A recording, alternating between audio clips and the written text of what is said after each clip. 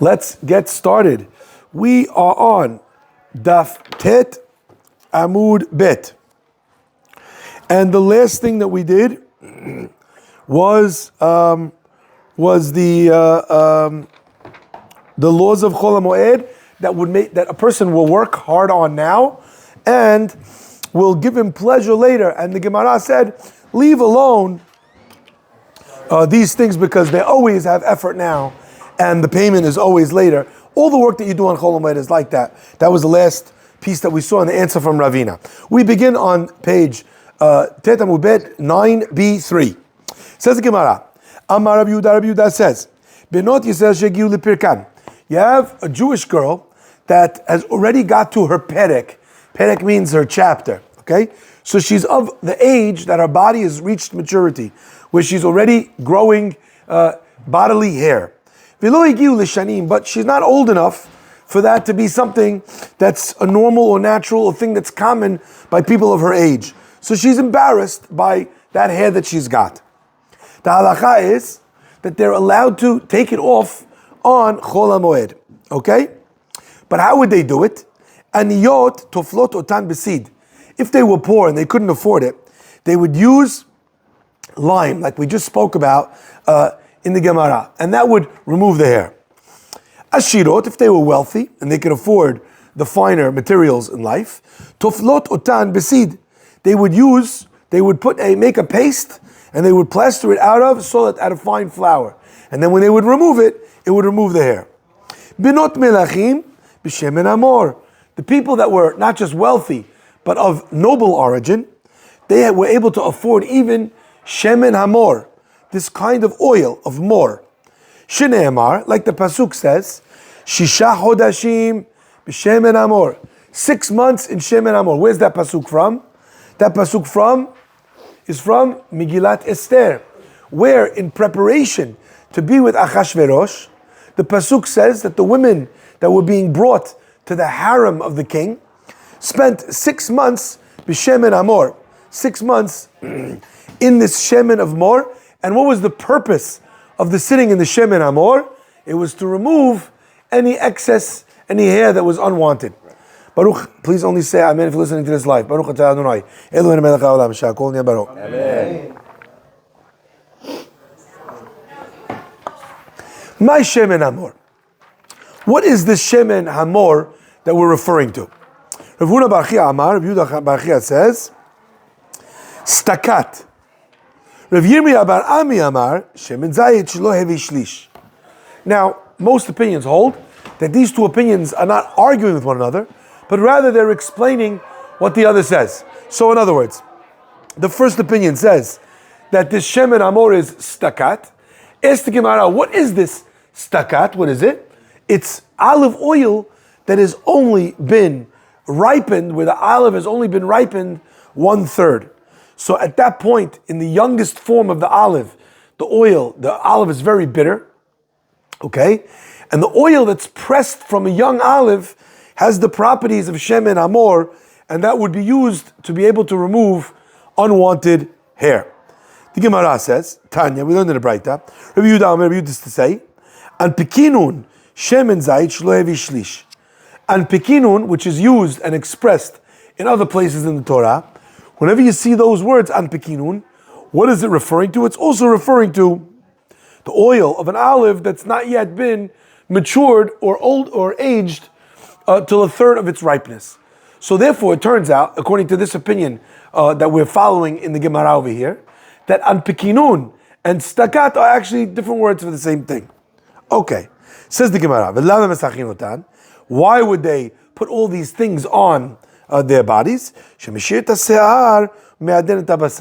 Because it removes the hair, and also it causes the skin to be, I guess, by some form of exfoliation, to shine, to be softer, and to kind of be brighter. Gemara actually gives an example of this. Rav Bibi Avale Barta, Rav Bibi had a daughter. Tafla Ever. He put on her this, he didn't have money, obviously. How do I know he didn't have money? Because he put on her, he put lime. Who did we say in the earlier Mishnah earlier? Who were the people that put lime on? Aniyot, the poorest people. So Rav Bibi was poor. He put on his daughter this one limb at a time. First her arm, then he waited. Then he put it on the other arm, then the other arm, then the leg, then the thing. Slowly but surely, he did limb by limb. Until eventually, her skin was completely, was hair-free, was was shining. And he made his daughter, who was very poor, he made her seem extra beautiful. Shakal arba me'ot zuzi. He was able to get for his daughter, after she was so beautiful, 400 zuz for her dowry. So the young man that was marrying her was willing, so to speak, to put in a dowry because she was now that much more beautiful. Towards the wedding, he was willing to put 400 zuz. There was a certain kuti, not Jewish, in a neighborhood, okay? They also had a daughter. He saw what Rav Bibi did. He took the lime application and he put it on his daughter all over her body in one time. Umeta, and she died, this young girl died. Amar, the kuti would say, Katla Bibi liberti. Bibi killed my daughter. Because he learned from her. He learned from him. My friends, I was just thinking to myself when I learned this Gemara, isn't it still the same thing? Look at what happens on October 7th. The Jewish people go to get back their hostages, to kill the people who are the killers. And what are they saying? Katla Bibi, Bibi's the killer. Yeah. Same line, Wow. 2,000 years later. 100%. Yeah, understand that. Understand that. Now, it's not only about Bibi. Everything is a Jew's fault. You did it to yourself. I didn't ask you to do it. I didn't force you to do it. You did it to yourself, for yourself. But it's my fault. Crazy. Katla Bibi Liberti. The Jewish people have always been the world's scapegoats.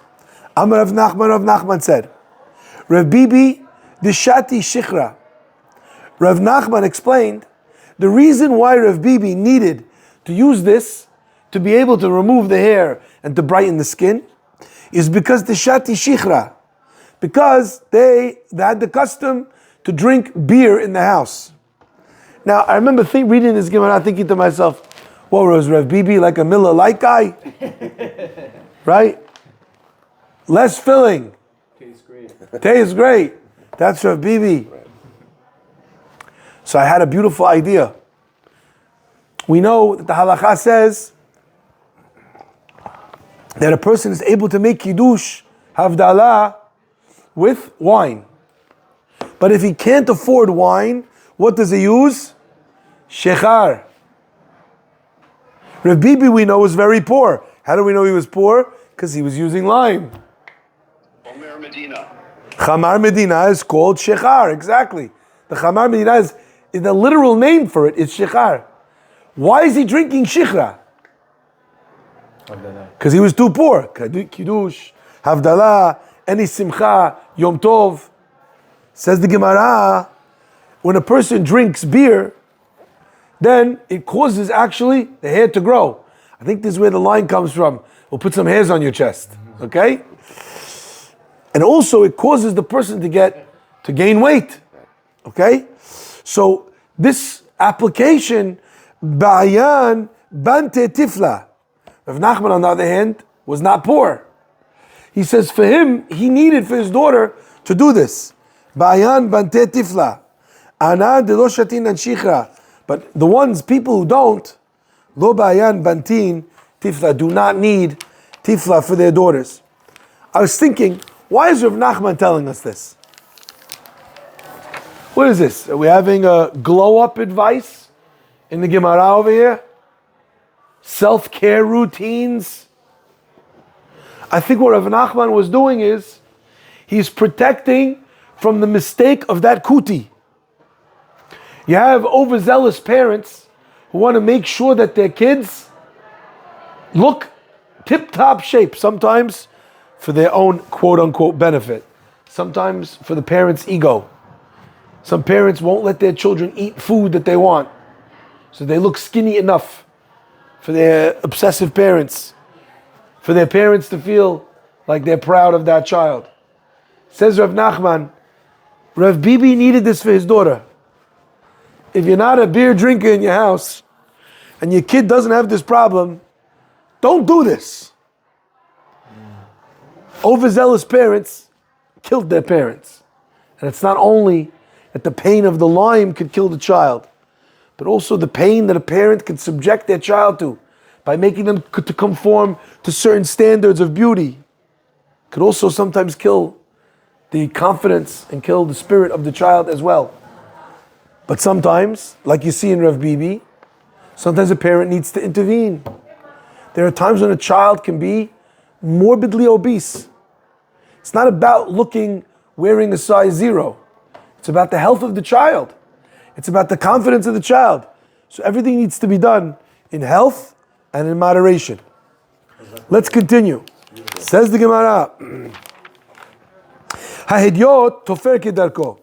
We learned in the Mishnah that a person who's a regular person like me or you, we're not skilled tailors, okay? I may have put on a button or two in my lifetime. I may have done some things, that I needed to do a button fell off, or I got a rip on something. I had to sew something up. I didn't have a choice, right? But to say I'm a skilled weaver, tailor is overstatement of the century. Says the Gemara, Hechidami hedyot. So a hedyot on Chol HaMoed is allowed to sew in his own way. In other words, you don't need to do it in some sort of different way with a shinui, because what you're doing is considered to be a labor, which is asur. You're a hedyot. This labor is not real labor.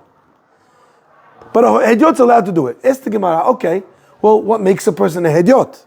At what point are you an expert? And at what point are you a novice? Oh, nice one. Adin is saying when you get paid. Echidami hedyot. By the way, I've been to enough tailors who messed up my suits that I paid them, and they considered themselves experts. Hechidami hedyot. Amri, the Be'er Rabbi Yanai, the yeshiva of Rabbi Yana used to explain, Kol she'enu yachol leotzi melo machat bevat echad. If you can't draw a full needle in one shot, what does that mean, a full needle in one shot? Then you're unskilled. A lot of times, if you're a novice, you're taking the needle, heke. But the real people, they know what they're doing. They do a whole item. They get rid of all of the fill of the needle, and then they just do one pull. And then all the stitches pull into place. Someone who's able to do that is an expert. Someone who does not know how to do that is not an expert. Rabbi Yossi ben Chanina Amar. Rabbi Yossi ben Chanina says, Kol she'eno yachol lechaven, imra bechefet chaluko. If a person is unable to make an even hem at the bottom of his jacket, that person is a hedyot. If he's able to do so, then it's not a hedyot. I was thinking to myself, what is the Gemara trying to say? That you can make a straight hem? I mean, that's pretty basic. I think what the Gemara is saying over here, and that's why it doesn't say that you could sew in a straight line. It says that you can't be mechaven imra bechefet, right? Chaluko. The jacket of a person is not equal all the way around. So to make an equal and straight jacket at the bottom, you need to be adjusting as you go. That is a skilled tailor, right? To sew the bottom of a straight pair of pants doesn't make you a skilled tailor. And that's why I believe the Gemara specifically said, Sfat Chaluko. I don't have a proof to this idea, but that's what I imagine, okay? Other opinions translate it a little bit differently, that if you ever saw the bottom of suit pants, okay, a good tailor sometimes will sew in a black thing at the bottom of the cuff on the inside, right?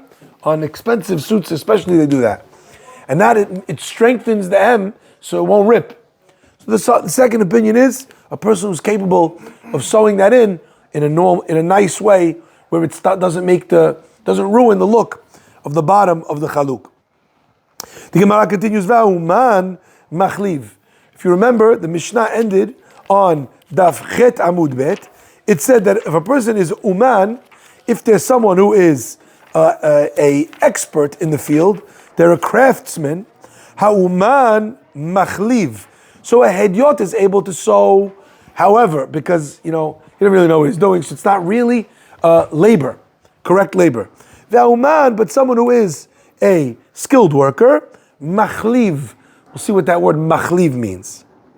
Okay? So that's on Daf Chet Amud Bet in the Mishnah. What does uman machliv mean? My machliv. Rabbi Yochanan says, mafsiya. When he does the stitching, he takes steps, like posea or psiot means to take a step. Psia gasa means a large step. A person who's arrogant takes very big steps, okay? Psia gasa it's called, okay? So mafsiya. So when he's stitching, he does one stitch, and then you see there's a space on the hem, and then he does another stitch. A real professional, if you ever notice, not only do they sew one after the next, a lot of times they'll even interweave the last one with the next one. So a sign of a good tailor of a professional tailor is someone who's able to do it close by. So what does the guy do if he's trying to do it with a shinui on Chol HaMoed? He is mafsiya. That's what machliv means. Okay? Rabbi Bar Shmuel says, no, shine kalbata, like the teeth of a dog. What does that mean, the teeth of a dog? So it's interesting. Both of these two opinions are both referring to the teeth of a dog. And that's why we're using the word machliv, because the root of the word machliv is the word kelev. So machliv means you dog it. What does it mean you're dogging it? The teeth of a dog have spaces between them. Okay? So mafsiya is like the teeth of a dog. There's spaces between them. The second opinion says, no, I'm not comparing it to a dog to tell you that the stitching needs to be spaced out, stitch from stitch. Rather, I'm telling you that just like the teeth of a dog are of different heights, obviously the teeth of a human are also of different heights, but the teeth of a dog are more noticeably so, okay, because of the canine incisors, okay? So, when a dog has teeth, it's notably different heights. So what we wanted the tailor to do is not to stitch in a straight line, but to do a stitch here, and then a stitch here, and then a stitch here, and then a stitch here, and then a stitch here, stitch here. That is not how we would normally do it, and that unordinary way of doing it, inordinary, is that even a word, Nathan? Inordinary? I'm not sure. Inordinate is a word. I don't know if inordinary is a word. Nathan seems to be saying no, even though he's cycling calmly. Ordinary. Huh? Ordinary. Sorry? Not ordinary. Not ordinary. I'm sure there's some sort of combina word. With in. I'm not sure. There's got to be some. Yeah. All right, we'll find out later. Someone can Google it. Okay, let's continue. I don't know if you're speaking, Nathan, but you're on mute. Okay, says the Gemara. No? Okay. Says the Gemara. Misargin et hamitot. So, we explained already that at the bottom of a bed, so what they would do to support the bed is that they would weave string or rope, and what they would do is they would interlace it. So you'd have ropes that were going like this, and ropes that were going like this, so you took one rope this way and you went over it, and then you had another rope, and then you went this, like this, right? And you would crisscross all the way, but loads and loads of them, and eventually you'd have a base which is strong enough to support the person's bed. So the Gemara says, if a person is doing this on Yom Tov, on Chol HaMoed, you're allowed to be misagin et hamitot. You're allowed to interlace the support for the beds. Says the Gemara. My misargin, umay mematchin. If you look back at the Mishnah, you'll see on Daf Chet Amud Bet, umisagin et hamitot. You're allowed to interweave the supports for the bed. Rabbi Yossi omer mematchin. Rabbi Yossi says you could tighten. What is misargin and what is mematchin? What is this machloket? What do they mean to say? Says the Gemara, Ki ata Rav Dimi amar Rav Dimi came. He said in Bavel, Pligi bar Rabbi Chia bar Abba v'Rabbi Yossi v'Rabbi Asi. Rabbi Chia bar Abba and Rabbi Asi had a machloket in what this meant. V'tarvayu, and both opinions, Mishmei de Chizkiyav Rabbi Yochanan. Both opinions were coming in the name of Chizkiah and Rabbi Yochanan. So one more time. We have a machloket of Rabbi Chia bar Abba and Rabbi Asi, and they were saying over the opinions of Chizkiah and Rabbi Yochanan. Chad amar, but we don't know who said what. That's how, every time you see the word Chad, you know, we don't know who says what. One of them says, Misargin, Shetiva Erev. You're able to do length and cross. So Shetiva Erev means when you have something which is woven one way and the other, right? Lengthwise and widthwise, that's Shetiva Erev. So what's Misargin? Misargin means to be able to weave them both ways. Umimetchin, what does it mean to tighten? Sheti velo erev. You're able to weave the long ones, but not the cross ones. Okay? Understand? So that's obviously a lower form of melacha, because it's not complete. Rabbi Yossi held you're only able to do one. And one of them said,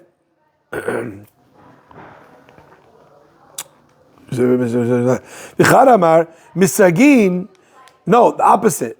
Misagin is sheti bilo erev. The first opinion of interweaving is the lengthwise without the widthwise. Umimatchin, what does mimatchin mean? She'im rafui mimatcho, if the strings or the ropes had become loose, then you're allowed to tie in them. Now, what's the machloket over here? According to the second opinion, in the machloket, nobody holds that you're allowed to do length and widthwise. Oh. So basically, the first opinion has the machloket here and here. The second opinion has the machloket here and here. You see? So the first opinion says, Misargin means length and width. Mimatchin means length but not width. The second opinion says, no, the lenient opinion holds Misargin is Sheti v'lo erev, length and not width, only this, but not this. And the second opinion is Mimatchin, you can't do either, not length and width, and not only length either. The only thing you're allowed to do on the holiday is if it's already interwoven, that I'm allowed to tighten it a little bit and tighten the ropes, because that's only like finishing, kind of like we talked about, when there's already a spring dug, and I'm just doing one last piece. Says the Gemara, Eddie, no, how could that be? Is this correct? Right? V'atani, Rav Tachlifa bar Shaul, Rav Tachlifa, the son of Shaul, taught. He said as follows: V'shavin she'en mafshilin chavelim lechatechila. Both Rabbi Meir and Rabbi Yossi, they both hold she'en mafshilin chavalim lechatechila, that you're not allowed to twist the ropes from the beginning from Chol HaMoed. Bishlem aleman da'amar misagin sheti v'erev u'mimatchin sheti below erev. According to the first opinion, that one shita says length and width, the other shita says length without width. Hainu dekatani Rav Tachlifa bar Shaul. This is what Rav Tachlifa bar Shaul says. V'shavin she'en mafshilin chavalim lechatechila. That they both agree that you're not allowed to twist new ropes on Chol HaMoed.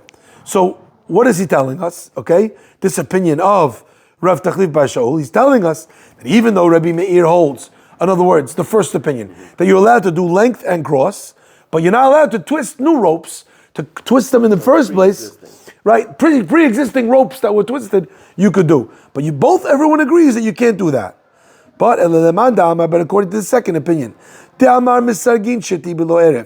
that a second opinion that says that misargin means length but not width, and the second opinion means only tightening. So nobody holds length and width, right? Hashta sheti ve'erev amrit lo chavalim lechatechilem. If you told me you can't even weave length and width, right? Because everyone agrees on that. How much more so is it obvious that you can't twist it from the beginning. Right? That's obvious. So on that, the Gemara is telling us that for sure the halacha would be simple. So Rav Tachlifa, Bar Shaul would not come to need to tell me such a thing. So we have the question the Gemara is asking on this opinion that nobody holds that you can't do length and widthwise. The Gemara answers, Kashya. This is a good question. I can't really tell what they said if they think they're about to do it right now. Oh, okay. So Mechila Rabotai, we're going to continue from here next week, okay? Be'ezat Hashem, I have to run upstairs for the Brit Milah.